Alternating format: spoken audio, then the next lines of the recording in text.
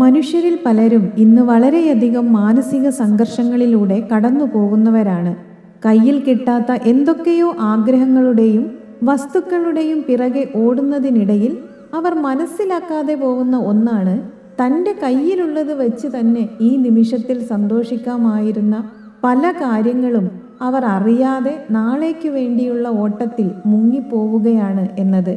ഈ നിമിഷത്തിൽ നേടാവുന്ന അല്ലെങ്കിൽ കയ്യിലുണ്ടായിരുന്ന സന്തോഷത്തെ ബലി കൊടുത്താണ് അവർ നാളേക്ക് വേണ്ടി പ്രവർത്തിക്കുന്നത്.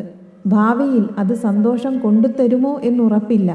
ഈ നിമിഷത്തെ സന്തോഷം അറിയാതെ പോവുകയും ചെയ്തു.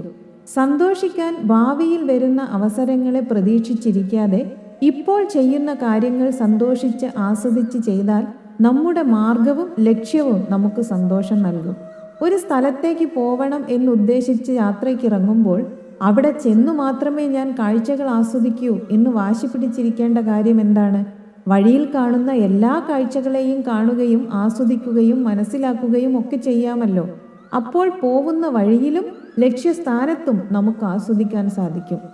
ജീവിതം ഇതുപോലെയാണ്. ജീവിതയാത്രയിൽ ഓരോ നിമിഷവും ഓരോ കാഴ്ചയും പൂർണ്ണ മനസ്സോടെ സ്വീകരിച്ചാൽ മാത്രമേ നമ്മുടെ മനസ്സ് സംതൃപ്തിയോടെ ഈ ജീവിതയാത്രയെ ആസ്വദിക്കുകയുള്ളൂ.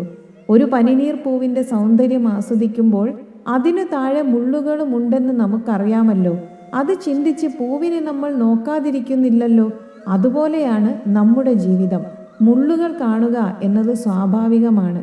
എന്നാൽ അത് ചിന്തിച്ച് ജീവിതത്തിൻ്റെ സൗന്ദര്യം ആസ്വദിക്കാതിരിക്കേണ്ട ആവശ്യമില്ല.